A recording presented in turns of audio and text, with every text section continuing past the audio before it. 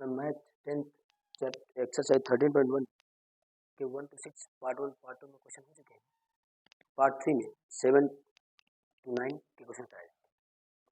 7 number question क्या कह रहा है, कोई तंबू एक बेलन के आकार का है जिस पर शंकु अध्यारोपित है। एक ये देखिए, ये तंबू है, बेलन के आकार का है जो पहले से बना है, जिस पर शंकु अध्यारोपित, मतलब बेलन के ऊपर एक शंकु क्या किया गया है, अध्यारोपित मतलब रख गया है। यदि बेलनाकार भाग की ऊंचाई और व्यास, बेलनाकार भाग की जो ऊंचाई दे रहा है, ये जो ऊंचाई दे रहा है यहाँ से यहाँ तक, ये ऊंचाई दे रहा है, ऊंचाई कितनी दे रहा है 2.1 मीटर, और कह रहा है इसका व्यास मतलब इसका व्यास कितना है 4 मीटर है। मैंने कहा इसकी रेडियस कितनी जाएगी, तो व्यास का आधा होता है। शंकु की तिरक ऊंचाई ये स्लैंट हाइट ये कितनी दी है 2.8 मीटर है। तो इस तंबू को बनाने में प्रयुक्त कैनवास का क्षेत्रफल, आपको इस कैनवास का क्षेत्रफल ज्ञात करना है। मतलब कैनवास जो तंबू क्या होता है, जैसे तुमने देखा होगा घरों, ये तुम्हारा रास्ते से लोग बनाए रहते हैं, उसको पल्ली लगी होती है ना, पल्ली, तो ये मान लो ये इसके ढका हुआ, ये आप जैसे आर्मी कैंट वाले ले जाते हैं, ये इसका फ्रेम होता है, इसको कपड़ा लगा होता है, तो आपको इसका क्षेत्र बताना है। तो कह रहा साथ ही 5 प्रति मीटर की स्क्वायर की दर से इसमें प्रयुक्त कैनवास की लागत क्या है, मतलब कह रहा है 1 मीटर स्क्वायर 5 पे देना पड़ता है, तो टोटल कितना रुपया खर्च होगा, जबकि कैनवास तंबू को आधार नहीं ढका गया है। क्योंकि कभी भी किसी तंबू का नीचे वाला ढका नहीं जाता, खाली ऊपर वो इतनी बात बता रही है। आप कहेंगे सर जी बेलन क्षेत्र निकालेंगे और शंकु का क्षेत्र निकालेंगे, दोनों को जोड़ दें तो कैनवास का क्षेत्र आ जाएगा। तो उसमें आधार, अब बेलन का क्षेत्र कौन सा लेंगे, तुमने कहा सर बेलन क्षेत्र लेंगे, वो लेंगे 5 क्यों, क्योंकि सर न तो नीचे ढका गया है और न इसके ऊपर भी ढका जा सकता है, क्योंकि आपने कहा सर इसकी यहाँ से ढका गया है, शंकु ऊपर से है। तो उन्होंने कहा कैनवास का क्षेत्रफल, कैनवास का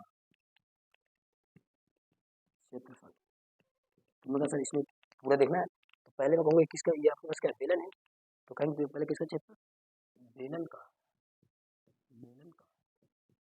पृष्ठीय क्षेत्र, पृष्ठीय। तो उसने ये भी कह दिया था कैनवास को आधार नहीं ढका गया है, ना तो नीचे है ऊपर, तो आप जानते हो ऊपर हो नहीं सकते, आपकी पन्नी यहाँ से बनी, ये पन्नी होगी, ठीक है ना, प्लस ऊपर क्या बना है, शंकु बना है, तो कहेंगे किसका क्षेत्रफल, शंकु का पृष्ठीय क्षेत्र, क्योंकि पृष्ठीय शंकु का, किस शंकु के भी नीचे यहाँ पल्ली नहीं लगी, खाली पल्ली यहाँ गई, जिसे बोलते हैं पृष्ठीय को मैंने पढ़ा था 5 पृष्ठीय क्षेत्र, बात एक ही है, ठीक है ना। तो बेलन का पृष्ठीय क्षेत्रफल क्या होगा 2πr h, शंकु क्या है पाई आर एल। तुमने कहा सर इसमें से पाई आर कॉमन ले लेंगे, पाई आर कॉमन चला जाएगा, यहाँ क्या बचेगा, यहाँ 2 बच गया, यहाँ h बच गया, 2h प्लस का पाई आर चला गया, तो बच गया एल बच गया। तुमने सबके मान मालूम, देखिए यहाँ पे h दिया था, h कितना है, हाइट है 2.1 मीटर। तुमने शंकु की तिरक ऊंचाई कितनी है, एल बराबर कितना है 2.8 मीटर। तुमने सर व्यास कितना था, व्यास है 4 मीटर, तुमको इसकी त्रिज्या कितनी जाएगी,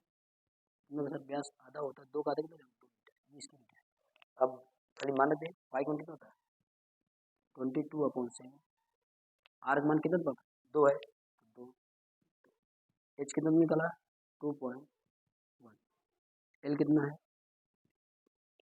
2.8, तुमने कहा गणों का 44 हो जाएगा बटे 7।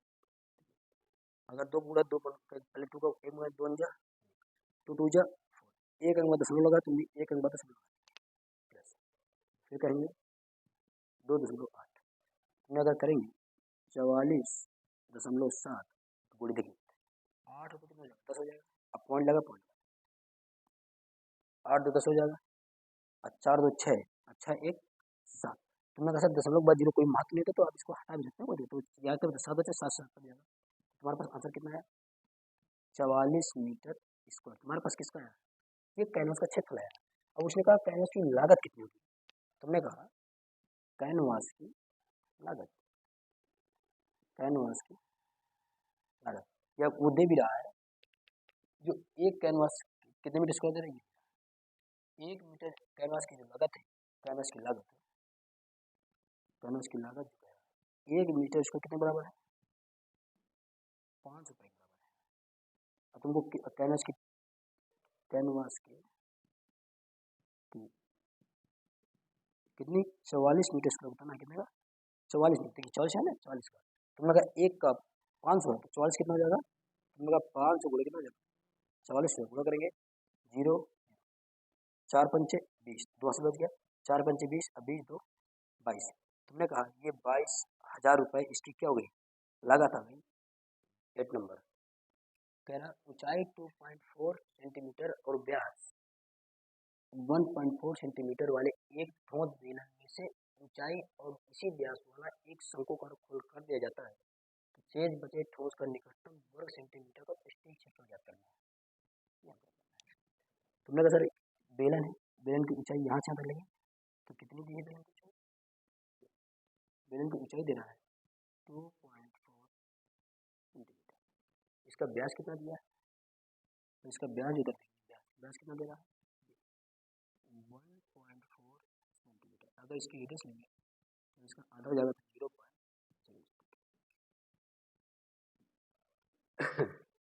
ये कह रहा काट दीजिए जब भी काटने की बात करें तो तुम्हारा समय ये तो काटा जाएगा तो घटाया जाएगा जब कभी काटने की बात करें तो समझ लो हमेशा क्या है जोड़ना जिसको भी काटने का इसने कहा सबको काट रहे हैं हम सबको क्या करेंगे जोड़ेंगे तो अगर देखा जाए जल्दी ये इस रूप में बनेगा देखो मान लीजिए तुम्हारा क्या है अगर इसे मैं काट रहा हूँ तो यहाँ से शंकुकार काटना इससे ऐसे काट देंगे ये इसका तो पृष्ठीय क्षेत्र बताना है ये पूरा जब भाग कट जाएगा कौन जैसा ये तुमने काट लिया इसका क्षेत्र बताना है तुमने कहा सर पहले तो क्या था बेलन था तो मैं कहूँगा ये बेलन का क्षेत्रफल फिर कहेंगे सर किस भाग से काटा है शंकुभाग तो प्लस शंकु क्षेत्रफल और फिर नीचे क्या दिख रहा है ये तुम्हें वृत्त दिख रहा है तो कहेंगे प्लस वृत्त का क्षेत्रफल तुमने कहा कि सर मुझे पृष्ठीय क्षेत्र ज्ञात करना है जो दिया गया है कि ऊंचाई दे रहा है एकदम बता रहा हूँ ऊंचाई एच दे रहा है 2.4 सेंटीमीटर तुमने कहा सर व्यास दे रहा है 1.4 सेंटीमीटर अगर मैं इसकी त्रिज्या उसका आधा करूँगा तुम्हें मालूम है कि 1.2 को अगर मैं आधा करूँगा तो कहीं से पॉइंट हटा के 14 0.7 तो त्रिज्या कितनी आएगी 0.7 सेंटीमीटर ये तो ठीक है तुम्हें बताना क्या है शेष बचे भाग का क्षेत्रफल शेष बचे भाग का अब तुमने जो शेष भाग क्षेत्र ये बचा शेष वो कट के निकल गया इतना बचा तुमने घर पहले क्या था बेलन था तो कहेंगे बेलन का पृष्ठीय क्षेत्रफल फिर किस भाग से निकला था सर शंकु आकार निकला गया था खोल के काटूंगा तो किसको हो जाएगा प्लस कहेंगे शंकु का क्षेत्र तुमने कहा सर बेलन का पृष्ठीय क्षेत्र शंकु का भी पृष्ठीय क्षेत्र ये क्षेत्र शंकु का पृष्ठीय क्षेत्र तुमने कहा सर ये बेलन क्षेत्र शंकु अब बचा क्या वृत्त तो कहेंगे वृत्त प्लस वृत्त का तुमने कहा बेलन का पृष्ठीय क्षेत्र क्या होता है 2πr h शंकु का पृष्ठीय क्षेत्र क्या होता है πr l प्लस वृत्त का क्षेत्रफल क्या होता है πr स्क्वायर तुमने कहा यहाँ से हो जाएगा पाई आर कॉमन ले लेंगे यहाँ क्या बचेगा तुमने कहा 2 बच गया और आर चला गया तो एच बच गया यहाँ एल बच गया यहाँ पे एक आर बच गया तुमने अगर एच दिया आर दिया पर एल नहीं दिया है तो एल के लिए मैंने आपको फॉर्म पढ़ाया था मैंने कहा था एल बराबर होता है यहीं भी बचा है साइड से एल बराबर होता है √h² प्लस आर स्क्वायर जिससे हमको जब त्रिभुज निकालते थे मैंने बेसिक वाले वीडियो बनाया था एच कितना तुम्हारे पास है तुमने कहा एच हमारे पास दिया सर 2.4 का स्क्वायर आर 0.7 का स्क्वायर तुमने कहा अगर मैं सर पॉइंट हटा के देखूँ तो यहाँ 24 लिखा 24 का स्क्वायर क्या होता है 576 तुमने कहा सर इधर एक अंक बदल लो तो वर्ग के बाद 2 अंक बाद हम लोग हो जाएगा 6 तो 5.76 प्लस अगर मैं पॉइंट हटा देखूँ तो 7 लिखा 7 तो 50 होता है तुमने सर इधर एक अंक बदल लगा था वर्ग के बाद 2 अंक बाद हमेशा दशमलव आता है तो कहेंगे 0.4 अगर जोड़ा जाए तुमने कहा सर जोड़े जरा 9 6 15 7 4 11 11 1 12 दशमलव लगा अब 5 1 6 अगर पॉइंट हटा के देखूँ तो क्या लिखा 625 लिखा है तो 625 को मैं क्या किसका स्क्वायर रूट होता है सर तुमको 25 का होता है, पर इधर 2 अंक बाद दशमलव है, तो जब 2 अंक बाद बाहर निकालेंगे तो सर 1 अंक बाद लग जाएगा, 2.5 सेंटीमीटर। मतलब सर एल निकाल लिया, एल आ गया, आर हो गया। अब इसका मान निकालेंगे, पाई का मान क्या होगा 22/7। आर कितना दे रहा है 0.72, एच कितना है 2.4 प्लस एल कितना तुमने निकाला है 2.5, आर कितना तुम्हारे पास है 0.7। अगर मैं इसे काट देंगे पॉइंट हटाएंगे तो एक जीरो नीचे बढ़ जाएगा, 7 से 7 कट जाएगा तो कितना बचा तुमको सर जी 22/10। अगर यहाँ जोड़ेंगे 4 दूनी 8, 2 दूनी 4, ये हो गया 2.5 प्लस 0.7। अब आगे बढ़ाएंगे 22/10। अब जोड़ना देखिए 7 5 कितना हो जाएगा 12, 12 8 20। अब दशमलव है दशमलव, अभी 2 हाथ से चलना जाएगा, 4 2 6, 6 2 8। देखिए एक बार 2 7 5 12, 12 8 20 हो गया, 4 2 6, 6 2 8। दशमलव जी कोई महत्व नहीं होता है, तुम चाहे इसको हटा भी देंगे तो कितना हो गया 8। 8 दुनाई 16, 8 दुनाई 16 और 16 1 17, बट कितना 10 है।